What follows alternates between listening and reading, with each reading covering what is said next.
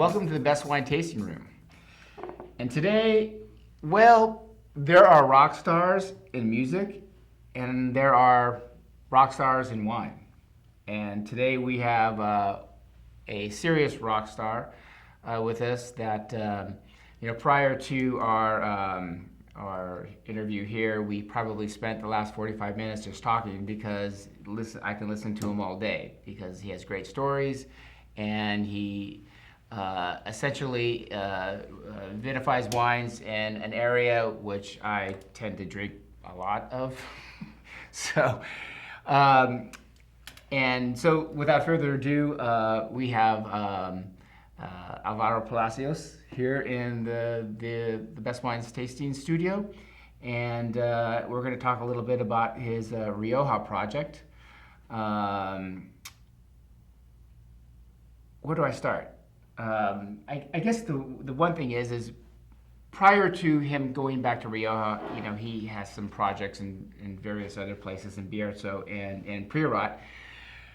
And so going back to Rioja, what were your challenges in taking over for your father's vineyard back in 2000 that you faced from what you did in Bierzo and Priorat? My main challenge has been, it's very easy to explain, is go back to ancestral traditions, goes back to the methods which has been used before the 80s. So go back to bring the sense of nature and very long methods, which means the local grape, which means the way of cultivating and forming that grape or that vine, and also the magical aspects of the nature and the viticulture of the area. Now, you're talking area, and so you're in Rioja Baja. Yes. Okay. If you don't know, there are three appellations in Rioja. We have Alavesa, which is in the north, which is very high altitude. We have Rioja Alta, which is more towards the Atlantic. You get a little bit of a cooler influence from the Atlantic, and then you have Rioja Baja, which is very dry, very warm, and more of a Mediterranean climate. Now, I think maybe a lot of our watchers feel that Rioja the main grape is Tempranillo, but that's not the case for you. Right. Yeah, Rioja. Yeah, everybody today speaks about Tempranillo. It's difficult to explain this in a few minutes, but we know because we. But in just back to the last 30 years or 40 years, back to the late 70s, there was more Garnacha than Tempranillo in Rioja, and at the end, Rioja used to be Tempranillo, which is a early ripening grape. As the name says, Tempranillo means temprano, means early, so gives the name to a very early ripening grape. It's very good for Atlantic climates or continental climates, which are cooler and rainier, so it has to be physiologically ripe before the rains of 15th of September, for example. Meanwhile, in our area of Rioja, which is more Mediterranean, more luminous, drier, and a bit warmer, it was already established and selected by nature another grape, which was Garnacha. Garnacha, which is a long ripening process vine or plant that all the cycle is doing harmoniously and also support the bright of the sun and also stop itself whenever it's too dry or too heat or too hot. Stop photosynthesis and then restart it again whenever he feels good to do it. So, and at the end, produce wines with a very, very beautiful plant, leaves and fruit, and very refreshing wines in the glass. Very wines with a lot of sense of logic, sense of the harmony, the balance, and especially the crispiness, the freshness, and the vibrant sensations. That's more or less as it was, and it's what I'm doing in my house, in my home, is trying to rescue this concept, because it is true that in in the 80s, there was a big invasion of Tempranillo also in Rioja Baja, and that's why everybody speaks about Tempranillo as unique grape. This was because of different circumstances that I insist there is no time here to explain everything, but probably could be because Tempranillo really yields. It yields with consistency year by year. Meanwhile, the old clones of Garnacha, they produce much less fruit per hectare, and in those days the most important thing was to produce and to be profitable. Yeah, it was an economic decision to bring Tempranillo to Baja because it makes a lot of wine. Exactly. You can grow easily. It makes more kilograms per hectare. It's much easy. Right. And it was made when irrigation system appears in the scene of agriculture. Right. It was in the early 80s. We were talking earlier. You were saying how the old clones of Garnacha have this. The flavor is what reminds you of your childhood, and has that when you taste old vine, Chateauneuf, et cetera, it has that specific flavor that the new clones don't have. But the downside of that is that depending on vintage could give extremely low yields.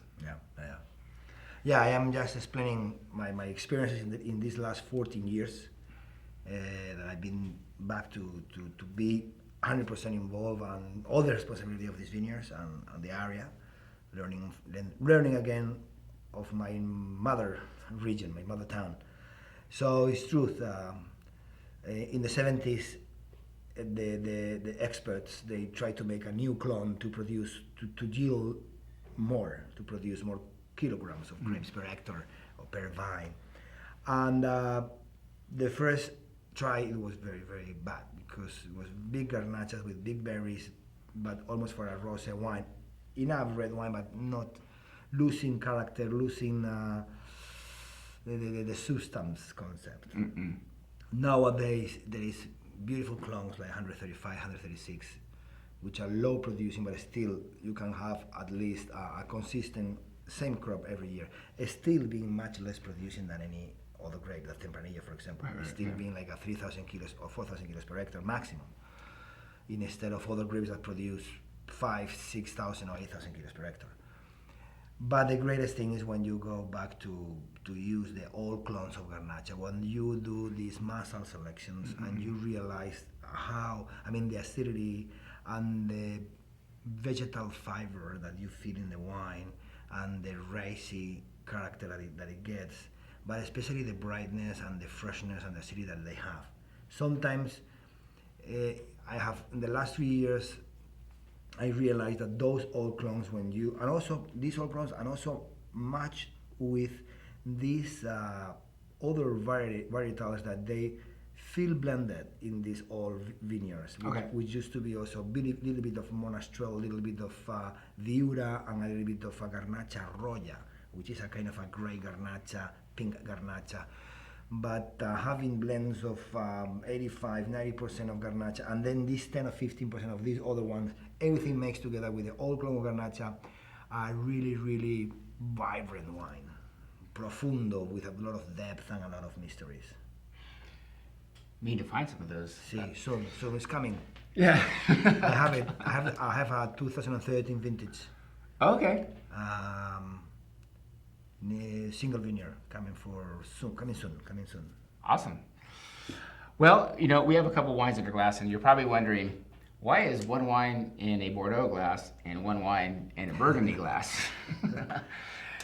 Well, because we ran out of Bordeaux glasses, so we had to go find some of the glasses, and Burgundy is all we had. No, I'm kidding, of course. Basically, we have two different wines here on the table that are produced at Palacios Rondo. The first one is La Vendimia, which is in the Bordeaux glass. Why are we drinking this wine in a Bordeaux glass? Yeah, La Vendimia is a wine that I make with grapes. It's a Rioja blend. It's a classic Rioja blend. It's what most of the wineries does from the many decades ago. Is to get the advantage of Rioja Alta and get the advantage of Rioja Baja. So my finest wines, I prefer to make them from the single vineyards or from the village blend. But this one is a larger, or is the entry level wine that we have in our bodega, and it represents the classic Rioja blend. So it has 50% Garnacha from our area in Rioja Baja, and 50% Tempranillo coming from Rioja Alta.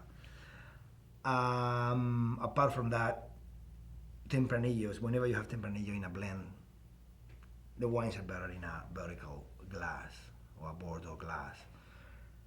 Garnacha, like the next one is in the balloon glass, is Montesa, which was a single vineyard in Alvaro, which is about 80-85% Garnacha. Garnacha needs to be in a open surface, a glass, like a zenithal view of the aromas. So it's like Pinot Noir. It's like those ones which are more fluid, more like diluted, but plenty of expression of delicate details that you are going to enjoy them. They need to be open up, open to your senses.